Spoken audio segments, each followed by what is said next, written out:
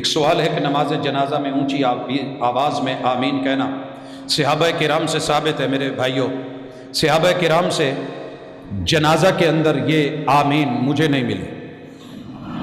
اسی لیے ہم نے ہمیشہ کہا ہے کہ امام کو بھی دعا یاد ہونی چاہیے، مقتدیوں کو بھی دعا یاد ہونی چاہیے، کیونکہ یہ قرض ہے،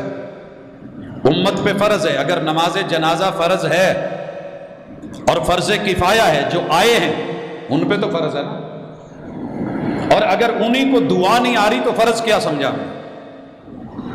بھئی آپ اپنا فارم لے کے کھڑے ہیں، بیچ میں لکھنا نہیں آ رہا تو لکھوا ہی لیتے ہیں، خالی فارم دے کے آؤ گے، منہ پہ مارا جائے گا، دھوکہ ہے۔ دعا ہر بندہ پڑھے، عورت شریک عورت پڑھے، بچوں کو سکھائی جائے، یہ آپ نے میت کو جاتے جاتے آخری تحفہ دینا ہے۔ فَأَخْلِصُوا لَهُ الدُّعَاءَ فَإِنَّهُ الْآنَ يُسْأَلُ، اس سے سوال و کتاب کے سلسلے شروع ہو رہے ہیں، مخلصوں کے دعا کیجئے۔ اور جب ہمیں آتی نہیں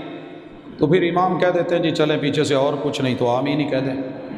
میرے بھائی اکیلی آمین کے گزارے نہیں ہیں، رسول اللہ صلی اللہ علیہ وسلم کے اصحاب کو دعائیں یاد تھی تو ہم تک پہنچی ہیں، اور آپ نے پڑھی تھی،